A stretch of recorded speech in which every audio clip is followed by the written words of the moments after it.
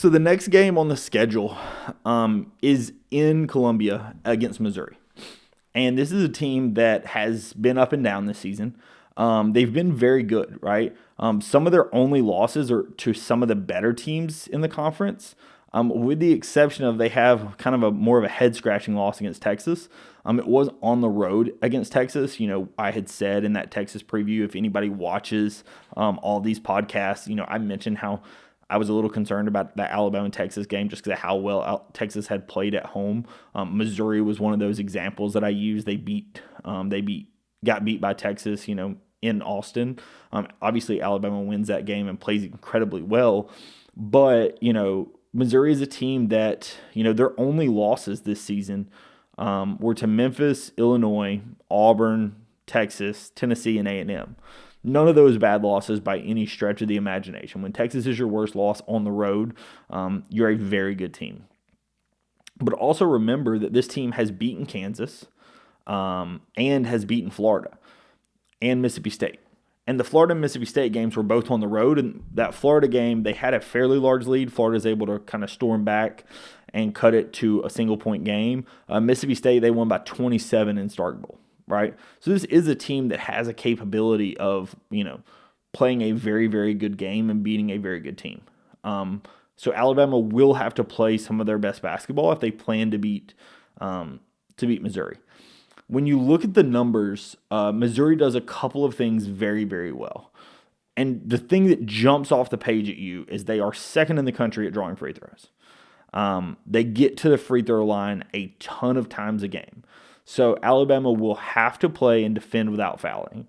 Thankfully, Alabama, has Darion Reed back, which we talked about in the Auburn breakdown. But it is a situation where we're back to 10-guy strength. And so we have some fouls, right? If we have somebody get in foul trouble, thankfully, we are 10 deep. This is a situation where because we have 10 guys who are capable of playing, and not just capable of playing at a high level, this is a situation where Alabama is very deep if it gets into foul trouble. So I am okay from that standpoint. But it is something you're gonna want to watch in this game. Do Alabama have, some of the big guys potentially get fouls? Is somebody how are the refs calling this game? That is something you have to watch when you're playing against a team that draws as many free throws as Missouri does. And again, they're second in the country at it. They are incredibly good at it. The other thing that Missouri does really, really well, and it's something that I think will partially determine how Alabama is doing overall, right? No matter how Alabama wins or loses this game, right? If you can see how Alabama, do they turn over the basketball, right? The thing that you could say super positively out of the Auburn game for Alabama was that Alabama turned the ball over 7 times, right? Alabama had been winning some games with a lot of turnovers, but thankfully in that Auburn game, they only turned the ball over 7 times. Mizzou is 5th in the country in steals. They are currently, above even what Ole Miss was. They're above Vanderbilt, above Mississippi State, above McNeese, right? Some of these teams which Alabama has played, some of which were able to turn over Alabama quite a lot, right? That Ole Miss game, we talked about how Ole Miss was able to, get a lot of live ball steals, and it was a huge reason as to why Alabama played so poorly is Ole Miss jumped in a lot of passing lanes, and Alabama was just lazy with the basketball, and Ole Miss made us pay, right? The offense also did not play well, but part of the reason why it didn't play well is it had so many turnovers. This is a team that has that capability. They're overall about a 40th ranked defense, which is very similar to Alabama. So on paper, their defense is not elite, but they are elite at that stat, right? They are 5th in the country at steals. Now, they are not great at committing turnovers or at forcing turnovers, which are not steals, right? They're not great at playing just somewhat straight up defense, right? It's a lot of gambles that either ends in a steal or sometimes mainly end in a more wide open shot, right? Again, it's a kind of a little bit of a boom or bust system. But again, they're 5th in the country, so it clearly has a little bit more boom than bust this season. Another thing that I think that Missouri does fairly well is they shoot the ball, right? They're 40th in the country in 3-point rate. This is a team that can shoot a decent number of threes. They do like to play fairly fast, so this is a game I would expect that Alabama and Missouri both try to push the pace a little bit. As has been mentioned ad nauseum, this game will be over 70 possessions. Alabama doesn't really play a game in the under 70 possession range. The only one we've played this, here recently has been Purdue, and that was back in November, I believe. And so this is just Alabama does not play games in the under 70 possession range. And against a team like Missouri that has a little bit of a tendency to try to go fast, Alabama's just going to keep up in that tempo, right? You're going to go a little fast, we're going to go even faster. And a lot of that is not having people get defensive set, being able to play in transition. And so for Alabama, it's going to be playing within ourselves, right? It's going to be making sure you are playing how you need to play and playing your game and not letting the opposing defense impact what you're trying to do, right? So for Alabama, I do think this game comes down to get back to what you've done well and learn from some of what went poorly in the Auburn game, but also learn from what went well in the Auburn game. Again, I thought the rebounding in the Auburn game was incredibly good. I thought that the lack of turnovers in the Auburn game was incredibly good. And both of those, I think, will be really important for this Missouri game. Missouri is 253rd at defensive rebounds. They are not a great defensive rebounding team. This is a spot where Alabama, just went up against an Auburn team that wasn't great at defensive rebounds. And Alabama actually was able to take some advantage of that and get some extra offensive possessions. Now, due to our poor shooting, we weren't able to take as much advantage you would expect. But the more opportunities you get, the better, right? So this is a game where Cliff and Grant and Mo Diabate, I think, will all be very big in going at the offensive glass, trying to go back up with the ball. I think that all of those will be very, very big in this game. Again, the free throw and foul thing, that will have to be looked at in this game. Let's see how the refs are calling it. This is one that I think early on you want to play a little conservative just in case the refs are a little whistle happy because that Missouri is going to try to draw them later on in the game and throughout the game as well. You don't want to have one of your key players be out for the entire first half due to getting a quick 2 fouls. So this is something that you want to pay attention to.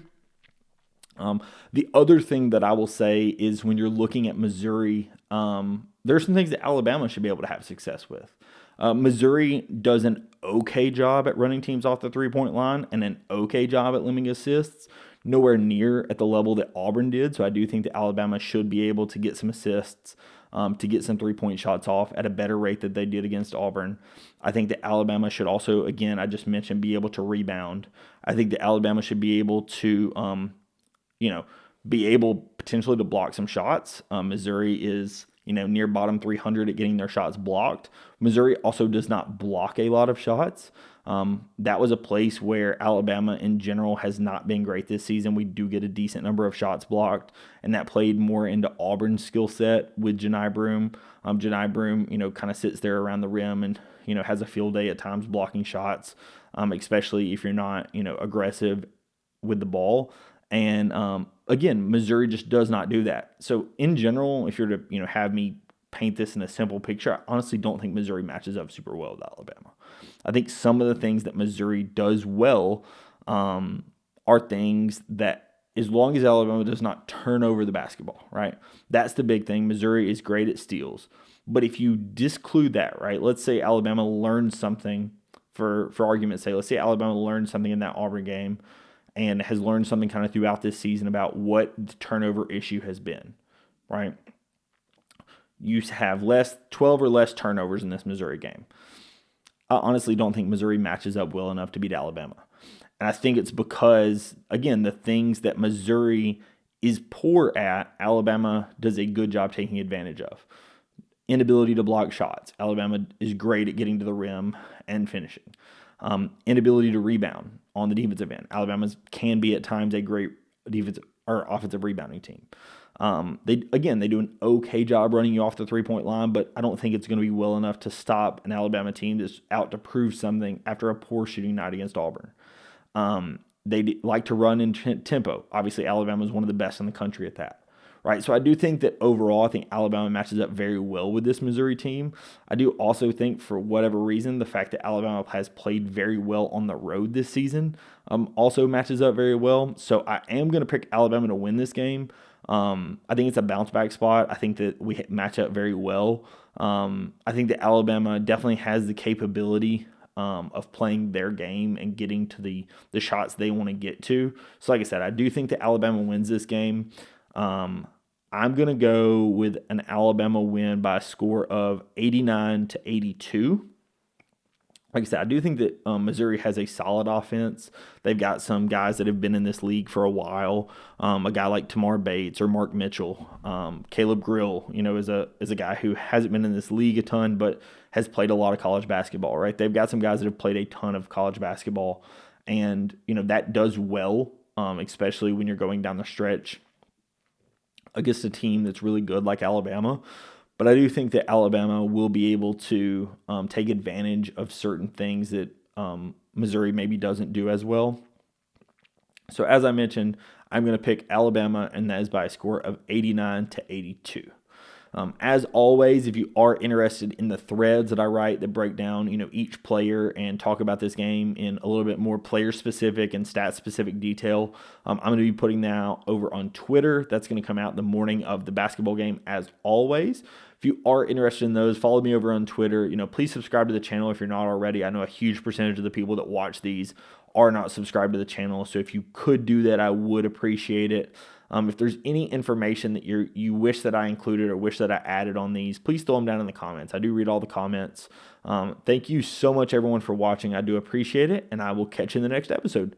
Peace.